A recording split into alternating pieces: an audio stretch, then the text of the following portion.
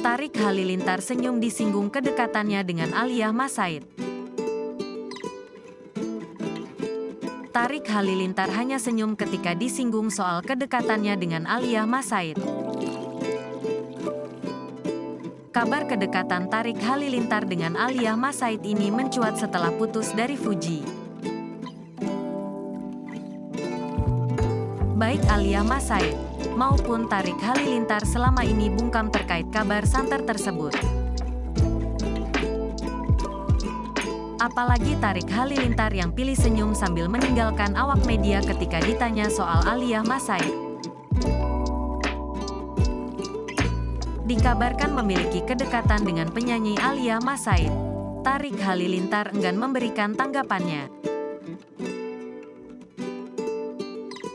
Desas-desus kabar kedekatan YouTuber Tarik Halilintar dengan Alia Mas Said ramai diperbincangkan.